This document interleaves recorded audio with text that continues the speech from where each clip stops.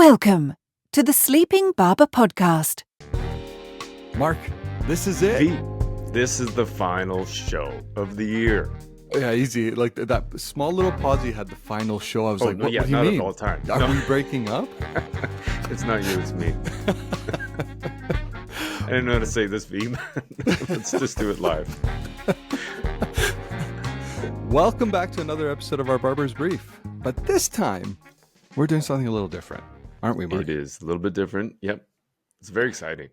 It is very exciting. Cantor, I would argue, maybe a couple of weeks ago, they launched their 2025 trend report that highlights like 10 things that we as marketers should be thinking about going into 2025. Mark and I decided, well, let's make that an episode. Now, of course, we would have preferred to have been sponsored by Cantor, but it doesn't matter. There's a lot of great content in here, and we're going to go through it anyways. We've each highlighted probably two. So we'll talk to four. We have a bonus fifth if we have time to get to it.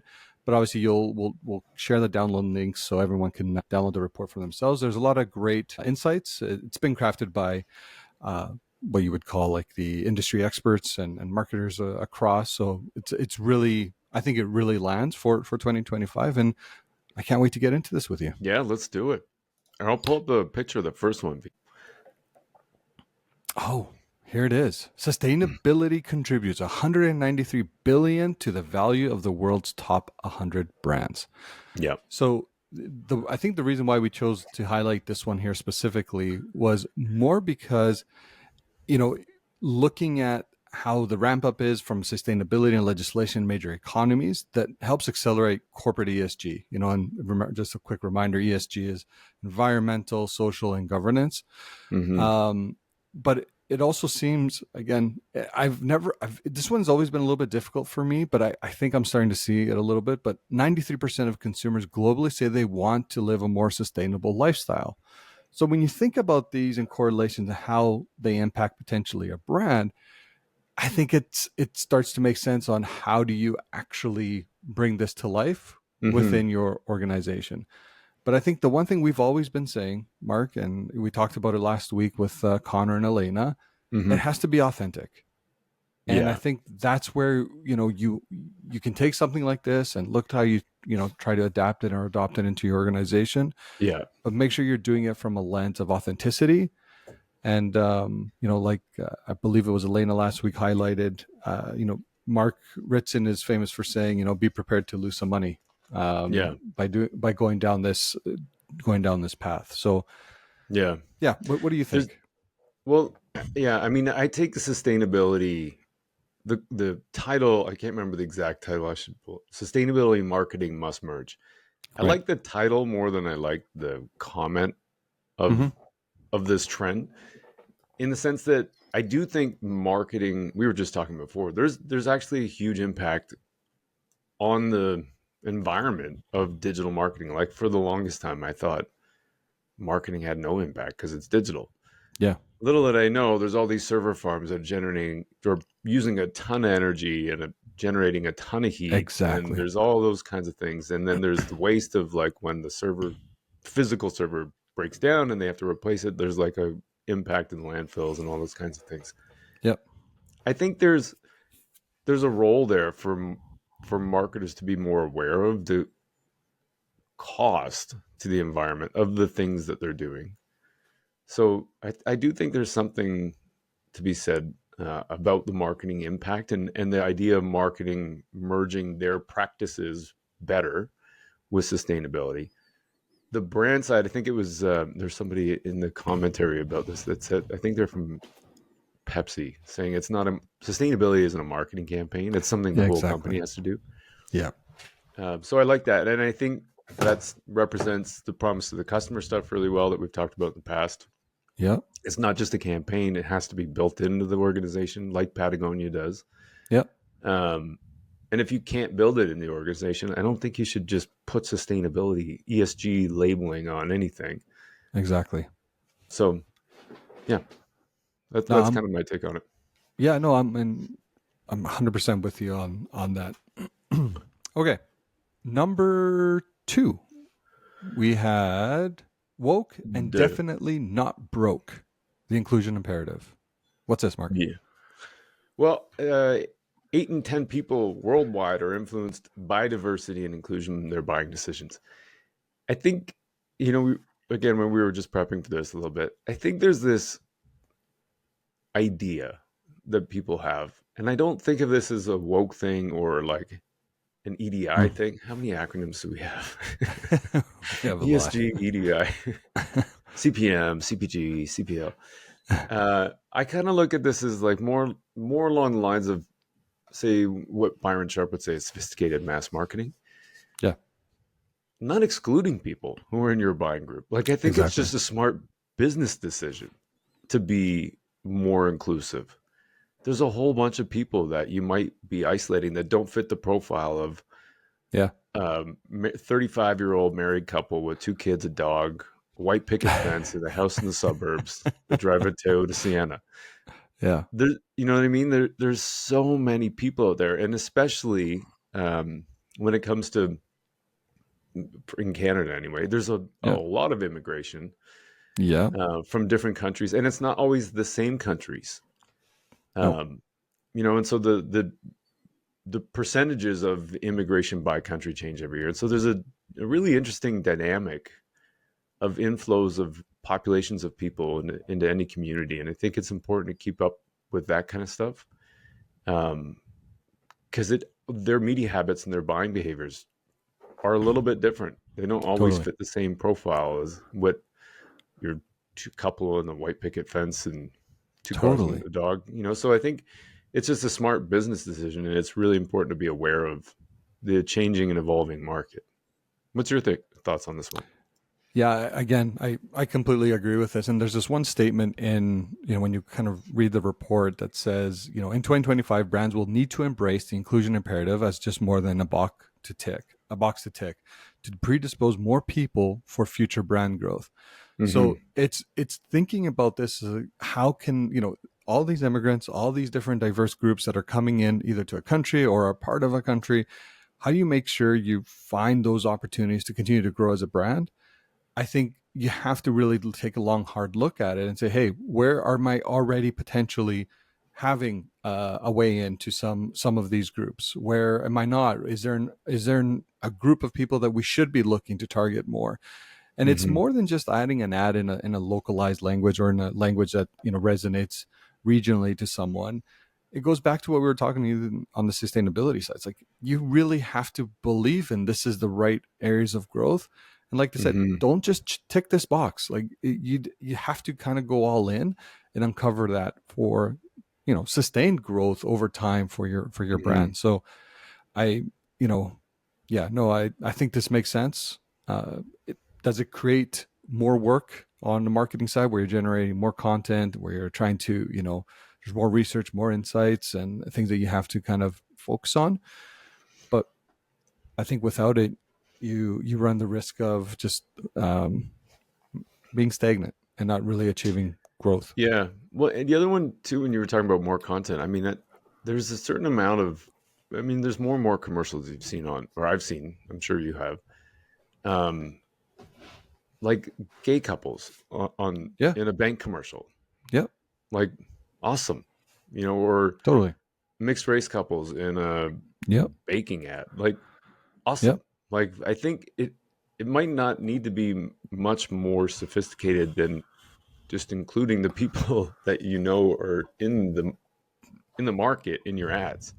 Yeah. But I think it's intentional to do that. And I think that's a lot of where there's an opportunity is just the intentionality of the creative to be inclusive. Yeah. Completely agree. Okay, we're flying through this, V. Jesus. Solving the puzzle of population growth. Right. I think when I first read that the title, I'm like, the puzzle of slowing population growth. I was like, wait a second, what we're trying to slow population growth? Or what are we actually trying to do? Like at a world level, it's like stop having kids. Is that what we're talking about? There's this line. Yeah. What's that? I was just showing you. Yeah. Yeah, so global population growth is now under 1% annually, while below the below the 1963 peak. So projection are 0.5% growth at mid-century and negative growth by its century's end. Slowing growth is a true across geographies, with a few countries' populations already declining. Yeah. This one's interesting. Yeah. It kind of speaks to like for me, it's the mental and physical availability thing. Like normally you think, I mean, the statement here from Cantor is that you have 5 times bigger chance of growing if your category is growing. And so, Yeah. duh. Like, that makes a ton of sense. But with population growth not increasing as much as it was, and it's slowing down the growth of the population globally, and it is applicable to a lot of countries. Like, there's always talk about China, I think, and Japan, where they're having really, really low birth rates. Yeah. And I think it's probably true for other countries as well. Those ones stick out in my mind. Mm-hmm. So that's kind of like your future customers. Totally. And so when you think about a business and the services they offer, and if it's built for, the boomer group or the Gen X group, and there is a certain number of those people in that population, well, the next I don't even know what's after alpha, but whatever that group is called, like if that's smaller, then you got to start thinking about other ways to find more customers, and which I think is an interesting thing in the short term. I don't think this is a short term problem. No. But in the long term, I think there's an interesting challenge to solve. One of the thoughts that I had was we had Mitch Joel speak at an event that I hosted, Mm-hmm. and he's great. And he talked about service is like a new opportunity, and a new way to differentiate. And with AI and all the tools that are coming out with AI, you can have 1 to X now. Like it's not just a 1-to-1. It's a 1 to an infinite number of people, right, with services through your business that you didn't ever think maybe were possible before. So I think there's something there around, seeing your core product is, but then applying a service on top of that could provide incremental revenue or even net new revenue streams to more people than you ever thought possible before. So I think there's some interesting things around that, and probably good exercise for any business to think about what are our revenue streams? How do we continue to get category growth, not just growth for us? Yeah, I'm actually trying to find something here with it because I think it applies.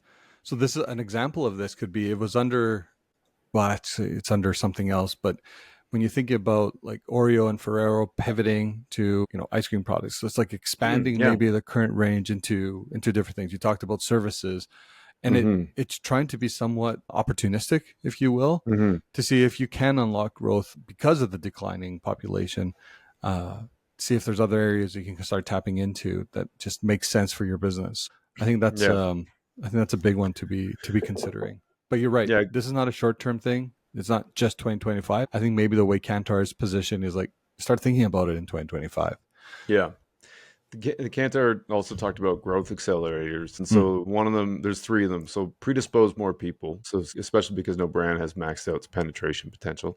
Right. Be more present, and especially to steal share. And then find new space, especially in high-grown or underserved pockets, which sounds a lot like physical availability, the summary of physical availability, right?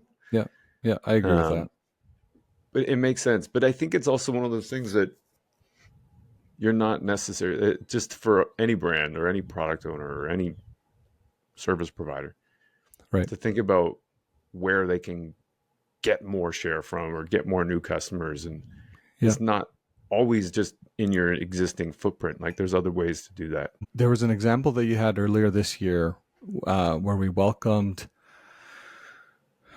it was the banana example, where the banana was being used to help with Tony Ulwick. Exactly. Tony Ulwick, and talked about, realized that banana is also being used to help with sleeping. Was it? Yeah. Right. So again, it's like that's an insight that we're able to come across. Yeah. How do you move into that further? And I think trying to find more opportunities like that. Yeah. That's actually super interesting because there's a whole thing around use case that a lot of businesses are built on, and a preconceived notion of what people use it for, and the competitive set. Yeah. And that, I think that was one of the things he was talking about. When you think about Exactly. what's the job to be done for banana? That's it. Jobs to be done. Yeah. Yeah. It turns out that some people use it to sleep because it has tryptophan or whatever the molecule is in it that makes people sleep. Yeah. And so then, it was, I think Chiquita Banana had brought him on to figure out if there's a real market opportunity for them to be able to position the product there. Totally. Which is super interesting because it's the same product. You just think of a banana differently after you put it in that perspective. I've even like recommended it to family. Have trouble sleeping? Try eating a banana before you go to bed. Yeah. See if that helps. Yeah. I just wrote an article for work and kind of along the same lines. It was, I was looking at turkey, like the turkey the country sales. Or the food? No, the food. Oh, okay. But when you think about it's true for any kind of meat, but you can just say beef and you think maybe a steak or turkey and you think Christmas turkey. Yeah. But then you think about all the variations of the turkey that there is. So there's sliced turkey, there's ground turkey, there's turkey breast, turkey legs, smoked turkey. Like there's all these different, there's turkey and dog food, there's turkey soup. There's all those kinds of permutations and combinations that make turkey more accessible to more people. And so there's a whole bunch of ways to like kind of think of your own product through those different lenses, and that's true, making it more predisposing more people to the use of that product. No, I agree. Okay. Next ready? one. Here's the last one that we had planned on chatting. I think we got more time. So we got more time. All right. So retail media networks are evolving. The big stat here is 41% of marketers globally are planning to increase their advertising investment in retail media in 2025. This one, for me, is a huge opportunity. I think in all, and I'm not just saying that because I don't because it's something that Cantor's put on paper. I was able to go and attend about it for a while. Yeah.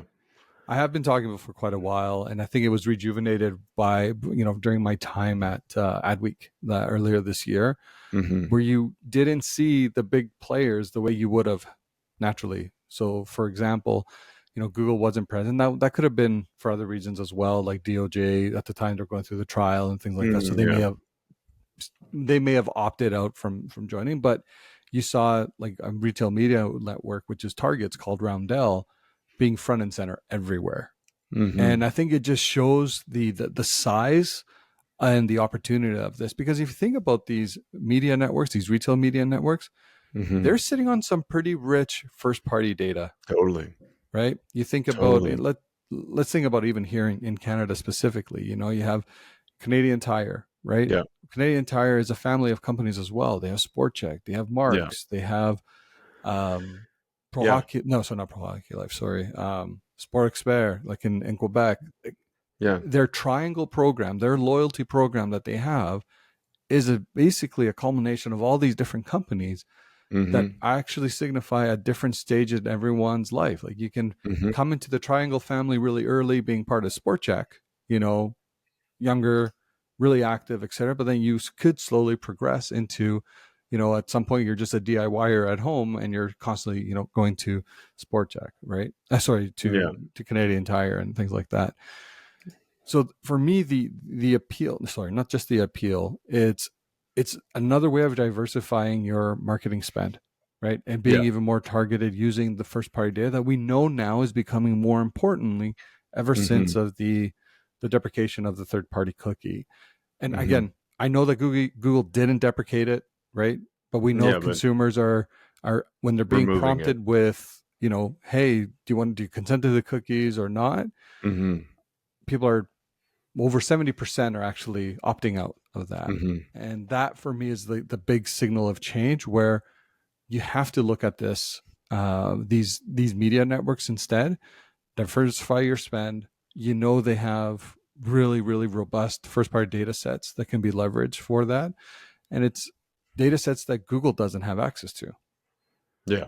In some instances, they would not Yeah. in their entirety though. So again, Yeah. find the right retail media networks that align to your product, your service, the best. And I think this will continue to unlock more of that. It can unlock growth, but you're targeting the right people at potentially the right time. Mm-hmm. Yeah, like I just logged into my Visa this morning just to get my statement. Yeah. And I'm like, all the purchase history is there. I'm like, there's Everything. so much that they know about me. Like they know my name. I don't know if they have my age, but probably. Yeah, and then every bit of purchase data that I've had through my Visa. That's not all my purchase data, but through my Visa. And then you start thinking about, okay, well, if they see this trip here and then these groceries here, and then like, there's a pattern there that you could use to also predict based on location of where you're purchasing stuff. Exactly. Your past history thing, and then just triangulate that kind of information to serve up the right ad to the right people on a global network like they have. It's kind of interesting. Yeah, it's a fascinating space.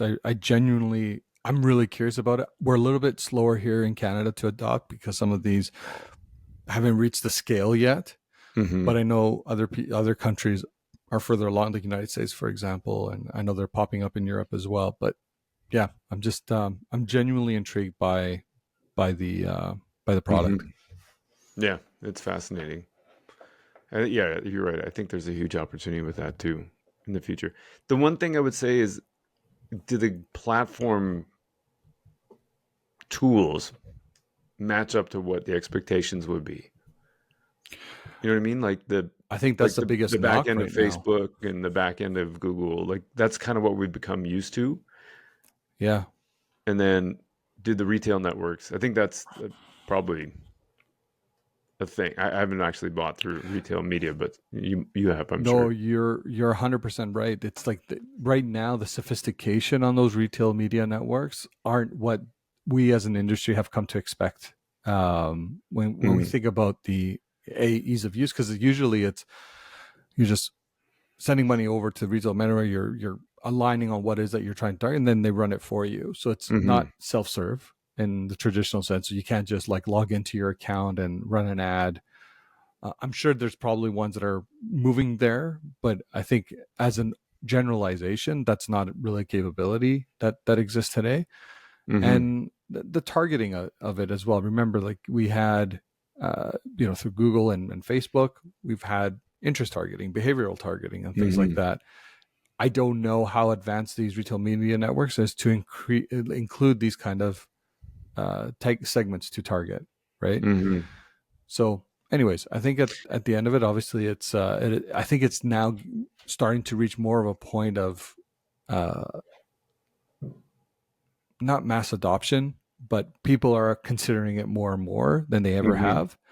And I think that's the thing that, based on where you are, I would research it, try to find out more about it, and see what opportunities exist. And even if it means in 2025 you're throwing testing budgets at it, start there. Well, speaking of like kind of even coming back to the population growth thing, and then that services idea, the retail media networks are kind of that way. Like that's almost a perfect example of that kind of. Yeah. You hit a market share. Let's say in Canada, there's. Let's use. I'm just going to make this up. Let's say the Visa has like a 30% market share. Right. Canada's population is not growing that much. If they add in retail media networks, all of a sudden they've created this giant opportunity to serve a whole bunch of new people in a whole bunch of new ways that they'd never served before. And without any change in population growth, there's, building off the core. They may not have the core capabilities, but they have the infrastructure and the data. So there's a component around like, how do we actually do this on the strategy side? Yeah. And make this come to life. But yeah, I think that's an interesting example of some of the other ones we've talked about. Actually, this just came to me, and everyone keeps talking about retail media networks from the digital lens. And, they make inventory available across their properties. It could be an app, it could be on their websites, it could be, things like that. But let's not forget, some of them are actually allowing you to buy like in-store signage as well. Yeah. Right. Yeah. Totally. And that again is just a different way of looking at how to leverage them. I think if there's a really close tie between your product and service with one of these retail media networks, that's where I would be saving some money and trying to test it out. Yeah. Let's do one quick one, V. We do the bonus one. The bonus, this is a bonus for everyone. There's 10, but we're only covering 5. This one kind of is related to what we've just been talking about, which is why I thought we can just throw this in here too. So one of the other ones from Cantor is stretching the limits of innovation. So they make this comment that your chances of growth are 2x if you can find new uses for your range. We've already covered this with the banana. I think we did. That's a really good one. But also the retail media networks. And so, there's some really interesting ideas with all of these when you start taking some of these trends and combine them with other ones. I think there's, for any brand or for any organization, having an understanding of the market, understanding the nuances of like the immigration in your area, like the diversity of the people that you're trying to serve. Totally. Finding ways to serve them within your core capabilities or your core product offering, but then potentially adding on, like to your point on the Oreo cookie, it's the Oreo ice cream, maybe. Yeah. Oreo milkshakes, all those kinds of things. Having that sort of forward-looking approach as opposed to just always the opposite would be a classic one is Kodak saying to Steve Sasson, the guy who invented the digital camera, who worked for Kodak at the time, saying, no, put that thing away. We're really focused on film sales. And just shutting him down. It's kind of that approach, I think, where it's not just about the now. It also has to be about the future and where you're going to get that growth. Yeah, the one example that they had here, which actually for me, made me pause and reflect a little bit, but they had, Samsung stretching beyond its category boundaries into extra mile convenience stores in the US. Mm-hmm. And their take is like in 2025, we'll see more brands radically stretching those boundaries or, redefining what the art of the possible is. Mm-hmm. And I think with anything like you just slap the word innovation to it. Yeah. It's identifying more space or white space, if you will, that you can kind of step into, even if it may seem that it's a stretch. It's an opportunity to find and penetrate households even more. Just be be opportunistic and entrepreneurial, if you will. Start evaluating these kind of what may seem niche at the time, but could actually become a really strong growth category for you and the business. I think it just makes sense. Mm-hmm. There's a risk too, though, and like most innovation is incremental. It's not like the net new, never seen before whiz bang thing. Yeah. And so incremental innovation is actually great. You can steal an idea from another industry and apply it to yours. I think there's a lot less risk in that. The chances of success are much greater when you do that. And so, there's ways to do this without it being an insane risk, upfront costs and like I'm worried about my job or I'm worried about bankrupting the company or whatever the thing is. That it can just be innovative to you, not necessarily innovative to the world. Yeah, no, I completely agree. I know we're not going to speak to the other 5, but we can quickly highlight what the other 5 are. So number 6 was safety first. Generative AI has to reassure marketers. The big take there is 36% of marketers don't think that their teams have the skills to require to leverage AI. Mm-hmm. Number 7 is the voyage to total video. A net 55% of marketers globally are planning to increase their investment in TV streaming in 2025.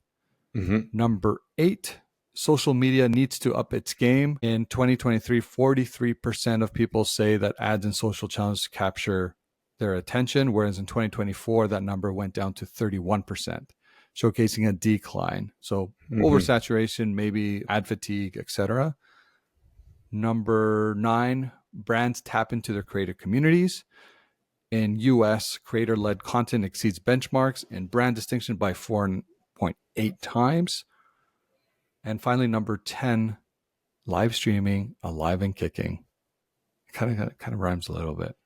Live streaming shopping can provide established brands 10 to 15% uplift and building long-term assets, while on the medium and smaller brands, it can generate up to a 30% uplift in driving immediate interest. That's the full list, the full all 10. Obviously, we'll provide a link in the show notes for you to kind of peruse at your own leisure. But I think a lot of them hold up. And it's why we decided to actually profile them. Yep. And with that, V, on our final episode of the year, not of ever, but just of the year. And what a year that was. That was really great. I would like to wish you happy hunting in festive filling of your profit stockings all season long. Amazing. That's amazing. I don't think I can even top that. I didn't know what I just said. It just came out. I'm like, did you prep that? Find profitability by stuffing your gut over the next few weeks. And be kind to yourselves. I know everyone's going to come back with a vengeance in the new year. Yeah. But be kind. That's a good gentle. One. Yeah. Be kind to yourself. That's a good one. I'm going to take that one to heart. Yeah. Everyone enjoy the much deserved time off. I think for us, it's been not only a fantastic 2024 as we continue to grow ourselves and the platforms and the podcast itself. We really are excited for 2025 as it will be year 4 of the podcast, which is really exciting for us. And we will be kicking off with a really, really big deal interview that we'll have after our Barber's Brief. But anyways. Can I say it rhymes with what?